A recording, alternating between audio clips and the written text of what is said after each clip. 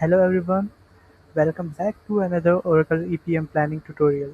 In this video, we are going to build a business rule that automatically calculates payroll taxes and net pay for the employee. Before we start writing the calculation script, let's first understand the business requirement using this Excel model. Payroll tax calculations are a critical part of workforce planning. However, manually calculating multiple tax components for every single employee can be time consuming and prone to errors. To streamline this process, we'll build a business rule that automatically calculates payroll taxes and net pay in Oracle Planning. As you can see, we have two input accounts, annual salary and bonus. For this example, the employee has an annual salary of 60,000 and a bonus of 5,000. The first step is to calculate taxable income. Taxable income is simply the sum of annual salary and bonus. So in this case, 60,000 plus 5,000 gives a taxable income of 65,000. Now that we have taxable income, we can calculate the different tax components. On the right side, we have our tax assumptions. For this demonstration, we are using provision of income taxes at 25%, federal taxes at 22%, and state income tax at 5%. These rates can easily be modified in future based on business requirement. Next, we calculate each tax individually. The provision for income tax is calculated as taxable income multiplied by 25%. This results in 16,250. The federal tax is calculated as taxable income multiplied by 22%. This gives us 14,300. Similarly, the state income tax is calculated using the 5% rate, resulting in 3,250. After calculating all three tax components, we calculate total payroll tax. Total payroll tax is the sum of provision or income tax, federal tax, and state income tax.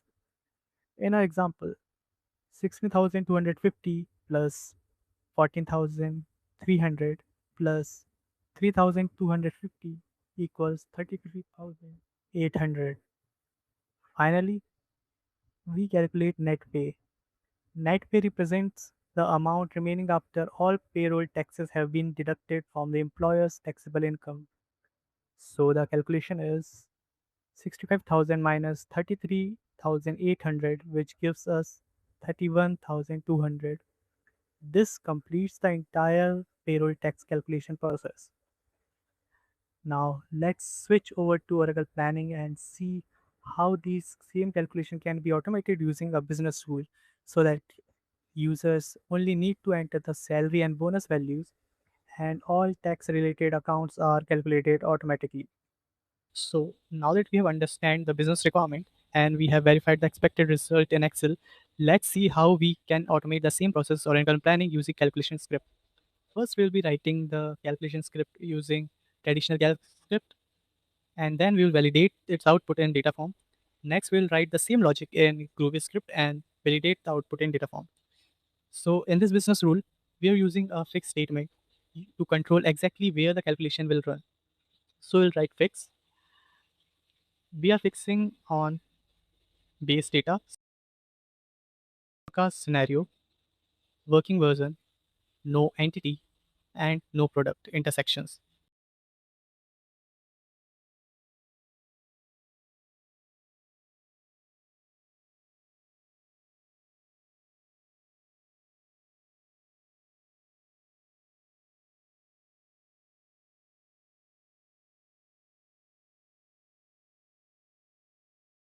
We're also using the current year and current month substitution variables, which means a rule will automatically execute for the selected planning period without requiring any hard-coded year or month values.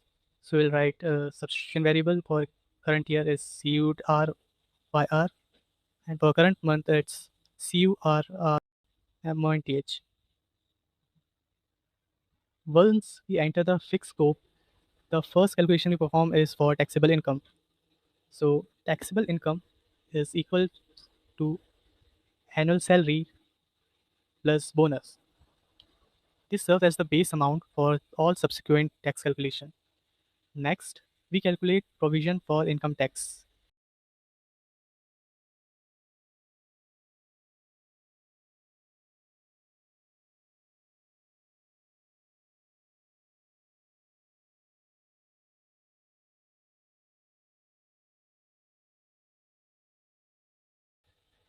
Taxable income multiplied by provision tax.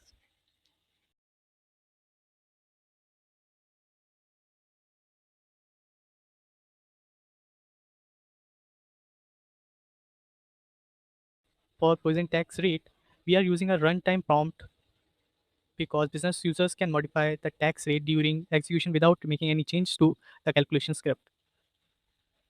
We then calculate rider tax.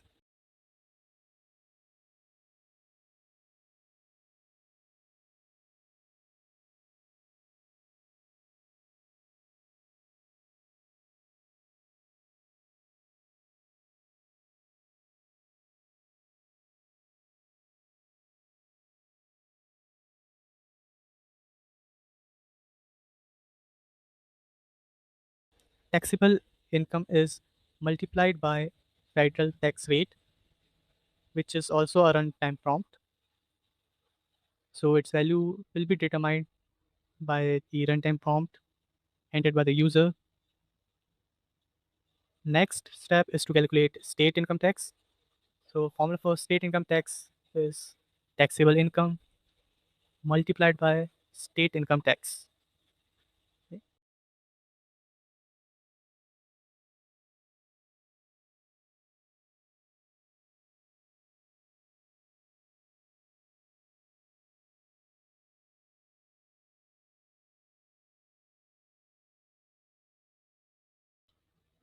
After all individual tax components have been calculated, we calculate total payroll tax.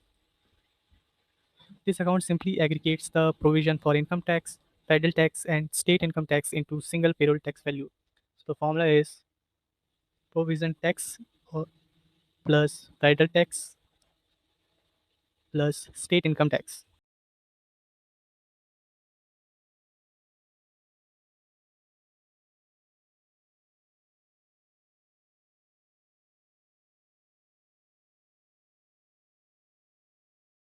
Finally, we calculate net pay.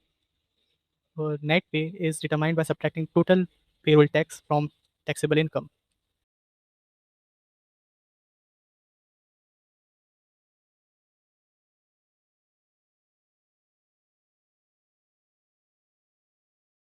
So net pay equals to taxable income minus total payroll tax. Once the script finishes execution, Oracle automatically populates all calculated accounts, eliminating the need for manual calculation and ensuring consistent payroll tax reporting across the planning application. We'll click on validate and save.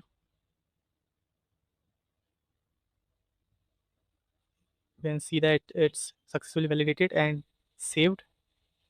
Now let's validate the output and data form. So as you can see, this is the structure of my data form. I have employee payroll accounts in my rows and year and month in my column. So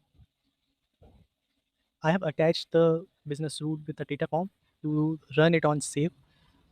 So the business rule will run when we save the data form. So let's input the annual salary and bonus and calculate and run the business rule. So the annual salary is 60,000 and bonus is 5,000. So we'll save and the business rule will automatically run and calculate uh, all the taxes and net pay.